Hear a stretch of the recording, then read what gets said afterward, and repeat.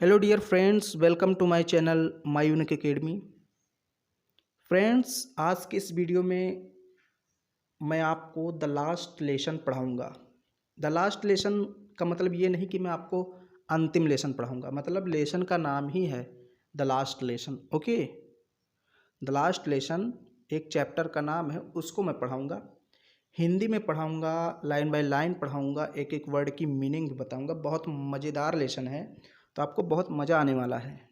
तो थोड़ा सा आपको पेशेंस रख के बैठना है और वीडियो को पूरा देखना है। लेसन काफ़ी बड़ा है, तो इसलिए मैं इसे कई पार्टों में बनाऊंगा ताकि आपको बोरियत महसूस ना हो। अब देखिए, द लास्ट लेसन की बात करते हैं तो इसके लेखक हैं Alphonse Daudet. Alphonse Daudet was a French novelist, short story writer. France के एक उपन्यासकार थे। नॉवलिस्ट का मतलब उपन्यासकार, एंड शॉर्ट स्टोरी राइटर थे, लघु कथा लिखने वाले थे। शॉर्ट स्टोरी राइटर का मतलब लघु कथा लिखने वाले। तो ऑथर के बारे में ज़्यादा आपको नहीं जानना है, राइटर के बारे में नहीं जानना है, आपको पढ़ना है क्या? The last lesson. तो देखिए, द लास्ट लेसन मैं लाइन बाय लाइन पढ़ाऊँगा, लेकिन उसके पहले 2-3 मिनट आपको थोड़ा सा इस लेसन के बारे में बता देता हूँ, इस चैप्टर की समरी बता देता हूँ कि आखिर आपको पढ़ना क्या है, तभी तो समझ में आएगा। अगर आपको यही नहीं पता होगा कि पढ़ना क्या है तो मैं पढ़ाता चला जाऊंगा, समझ में नहीं आने वाला। इसलिए मैं थोड़ा सा आपको इस लेसन के बारे में बता देता हूँ, समझ लीजिए, फिर हम इसको लाइन बाय लाइन पढ़ते हैं। देखिए, ये जो स्टोरी है, ये एक स्टूडेंट फ्रेंड्स के द्वारा बताई गई है। ये जो मैं पढ़ाऊँगा आपको, ये पूरी की पूरी एक स्टोरी है, कहानी है। और ये कहानी किसने बताई है? एक स्टूडेंट है फ्रेंड्स, जिसका नाम क्या है? फ्रेंड्स। फ्रेंड्स के बारे में बताऊंगा, लेकिन थोड़ा सा मैं और पीछे चलता हूँ। ये बात है 1870-71 की, जब जर्मनी और फ्रांस में घमासान युद्ध हो रहा था। जर्मनी और फ्रांस देशों में घमासान युद्ध हो रहा था। उस युद्ध में जर्मनी की विजय होती है, यानी जर्मनी जीत जाता है, फ्रांस हार जाता है। अब जब फ्रांस हार गया, जर्मनी जीत गया,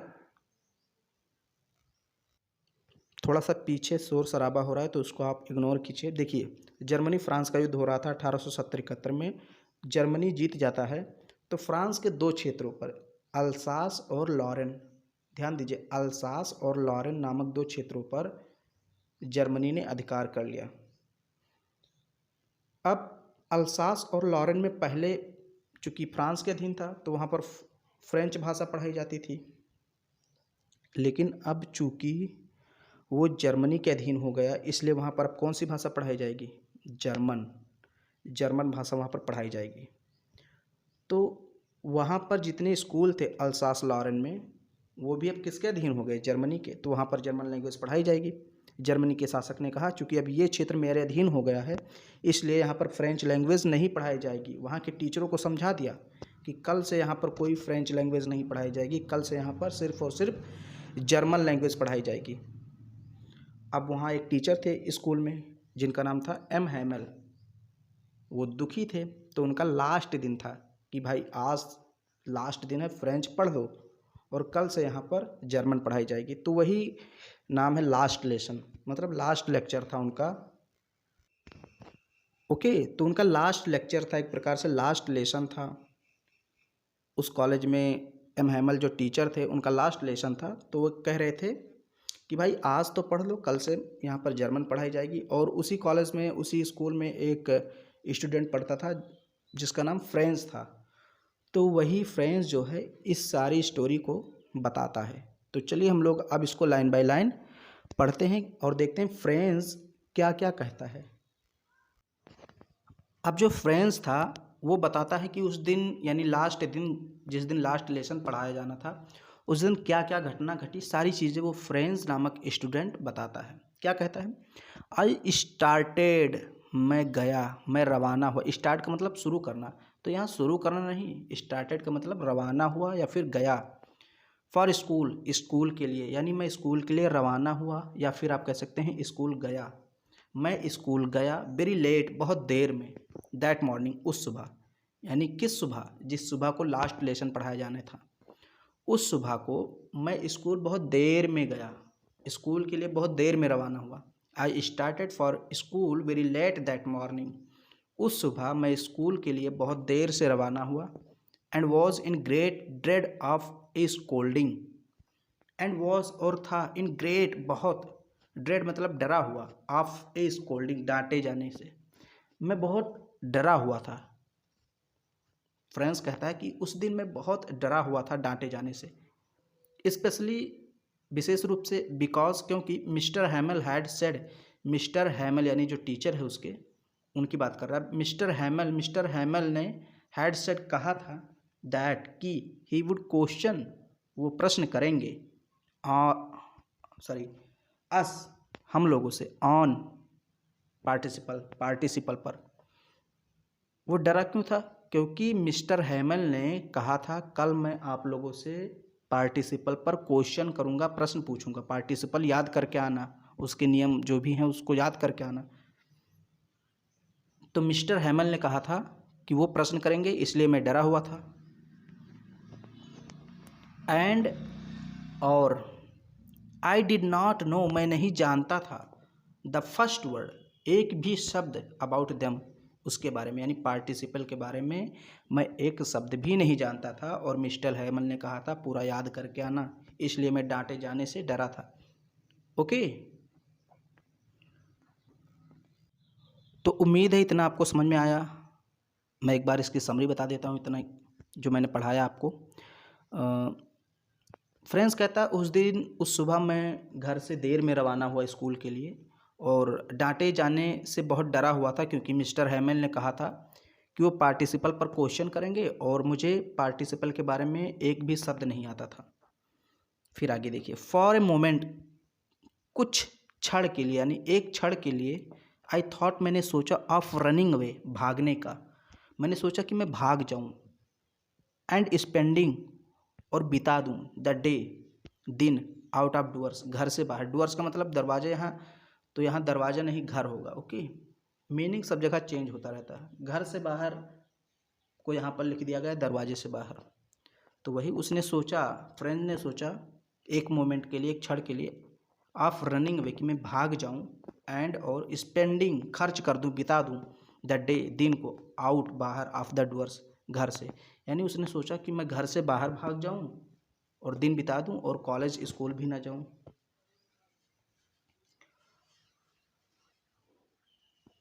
इट वॉज सो वार्म, बहुत ज़्यादा गर्मी थी। वार्म का मतलब गर्म, बहुत ज़्यादा गर्मी थी।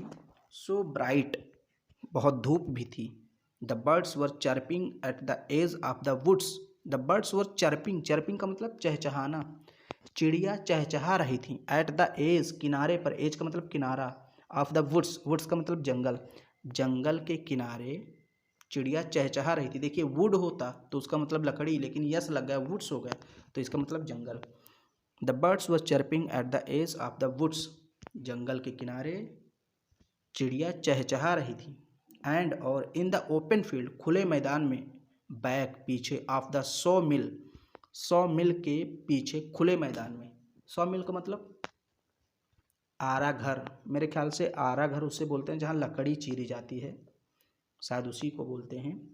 तो 100 मील के पीछे खुले मैदानों में द प्रशियन सोल्जर्स, यानी कि जर्मनी के जो सोल्जर थे, प्रशिया मतलब, प्रशिया जर्मनी के एक बहुत बड़ा भाग है। प्रशिया क्या है? जर्मनी का एक राज्य है बहुत बड़ा। तो वहाँ के जो सोल्जर थे, सिपाही थे, सैनिक थे, वर ड्रिलिंग, वो ड्रिल कर रहे थे, गश्त लगा रहे थे, इधर उधर घूम रहे थे, देखभाल कर रहे थे, क्योंकि अब उन्हीं का अधिकार हो गया था। ओके, मैं एक बार फिर से पढ़ा देता हूँ। एंड और in the open field back of the सॉमिल, सॉमिल के पीछे खुले मैदान में, द प्रशियन सोल्जर्स, प्रशिया के सैनिक, वर ड्रिलिंग, गश्त लगा रहे थे। It was all much more tempting, it was ये था, ऑल मच बहुत, टेम्पटिंग, टेम्पटिंग का मतलब आकर्षक, then the rule of participle, participle rule की अपेक्षा, जो पार्टिसिपल याद करने के लिए टीचर ने दिया था उससे अच्छा तो यही है कि मैं यही सब देखूं यहाँ पर। वो फ्रेंच सोच रहा है कि उससे ज़्यादा आकर्षक तो ये सारी चीज़ें हैं, चिड़ियों का चहचहाना, ये जो सैनिक ड्रिल कर रहे हैं इसको देखना, तो वही कह रहा है। It was all much more tempting, ये बहुत ज़्यादा आकर्षक था, then the rule of participle, participle के रूल की अपेक्षा। अब वो सोच रहा था चलो आज गोली मार ही देता हूँ, ना जाऊँ। लेकिन फिर आगे क्या सोचा, लेकिन आई हैड द स्ट्रेंथ, मुझ में ताकत थी, टू रेसिस्ट, विरोध करने की, and hurried off to school, और स्कूल जाने की। उसने सोचा कि कोई बात नहीं, टीचर ज़्यादा से ज़्यादा एक डंडा मार ही देंगे, और क्या करेंगे। उसने कहा आई हैड द स्ट्रेंथ, मुझ में क्षमता है, ताकत है, टू रेसिस्ट, विरोध करने की। किसका विरोध, टीचर का। यानी मैं टीचर को झेल लूँगा, जो भी कहेंगे, डांटेंगे, मारेंगे, जो भी करेंगे मैं उसको झेल लूँगा, रेसिस्ट कर लूँगा, विरोध कर लूँगा उसका। And hurried off to school, और फिर वो क्या करता है, स्कूल के लिए चल देता है। अब कहता है when I pass the town hall, जब मैं टाउन हॉल से गुजरा। टाउन हॉल का मतलब एक थोड़ा सा हॉल टाइप का बना, जहाँ पर सूचना वगैरह के जो बोर्ड लगे होते हैं, स्कूल के पास, मतलब वो पहुँच गया था। When I pass the town hall, जब मैं टाउन हॉल से गुजरा। देयर वॉज ए क्राउड, तो वहाँ पर भीड़ लगी थी। क्राउड का मतलब भीड़। इन फ्रंट, के सामने, of the bulletin board, bulletin board के सामने। बुलेटिन बोर्ड का मतलब सूचना पट। सूचना पट का मतलब जहाँ पर नोटिस, कोई सूचना आती थी, कोई नई न्यूज़ आई तो उस बोर्ड पर लगा दिया जाता था, लिख दिया जाता था। युद्ध से संबंधित कोई न्यूज़ है तो वहाँ पर लिख दिया जाता था, तो उसको बोला गया है यहाँ पर बुलेटिन बोर्ड, मतलब सूचना पट। सूचना बोर्ड आप कह सकते हैं, सूचना पट कह सकते हैं। तो मैंने देखा, जब मैं टाउन हॉल से गुजरा तो मैंने देखा कि बुलेटिन बोर्ड के पीछे, या सॉरी सामने, इन फ्रंट आपका मतलब सामने, एक बहुत बड़ी भीड़ थी। व्हेन आई पास्ट, जब मैं गुजरा था टाउन हॉल, टाउन हॉल से होकर के, जब मैं टाउन हॉल से होकर के गुजरा, there was a crowd in front of the bulletin board, तो देखा वहाँ पर बुलेटिन बोर्ड के सामने बहुत ज़्यादा भीड़ थी। फॉर द लास्ट 2 ईयर्स, क्योंकि लास्ट 2 सालों से, पिछले 2 वर्षों से, ऑल आवर बैड न्यूज़, हमारे सारे बेकार न्यूज़, घटिया न्यूज़, बुरी खबरें, हैड कम फ्रॉम हियर, यहीं से आती थी। वो सोच रहा है, बता रहा है अपनी कहानी में फ्रेंड्स, कि जितने भी बुरी खबरें होती थी सब यहीं पर लिखी जाती थी। हमारे घर पर बुरी खबरें कहाँ से पहुँचती थी, यहीं से। मतलब लास्ट 2 ईयर वो क्यों कह रहा है, क्योंकि 2 वर्षों से लगातार युद्ध हो रहा था, तो युद्ध से संबंधित कोई खबर है तो इसी पर लिख दिया जाता था, इसी बुलेटिन बोर्ड पर। तो कह रहा है कि फॉर द लास्ट 2 ईयर्स, 2 वर्षों से, ऑल आवर बैड न्यूज़, हमारी सारी बुरी खबरें, हैड कम, आती थी, फ्रॉम दियर, यहीं से। द लास्ट बैटल्स, चाहे वो हारे हुए युद्ध की खबर हो, द ड्राफ्ट, चाहे वो ड्राफ्ट की खबर हो, the orders of the commanding officer, या कमांडिंग करने वाले ऑफिसर के आदेशों की खबर हो, कुछ भी खबर हो, वो सब कहाँ से आती थी, यहीं से। And I thought to myself, और मैंने स्वयं से सोचा, विदाउट स्टॉपिंग, बिना रुके हुए, what can be the matter now, आखिर बात क्या हो सकती, क्यों इतनी भीड़ लगी है। फ्रेंड्स कह रहा कि मैं स्कूल जा रहा था, रुका नहीं, विदाउट स्टॉपिंग मतलब बिना रुके हुए, रुका नहीं, जा रहा था। What can be the matter now, और सोचा कि आखिर बात क्या हो सकती, क्यों इतनी भीड़ लगी है इस बुलेटिन बोर्ड के सामने। ओके, तो दोस्तों आज मैं इतना ही आपको पढ़ाऊँगा। ये शायद 1 या 2 पैसे जो भी है आप देख लीजिए, यहाँ तो पैसे डिवाइड नहीं मेरे में। तो आज मैं इतना ही पढ़ाऊँगा, आगे का जो भी है वो मैं नेक्स्ट पार्ट में बनाऊँगा, वहाँ पर आपको पढ़ा दूँगा। और वेट कीजिए, कल मैं फिर मिलता हूँ। अगर ये वीडियो आपको पसंद आई तो इसको लाइक कीजिए, शेयर कीजिए, और अगर आप नए हैं तो हमारे चैनल को सब्सक्राइब कीजिए।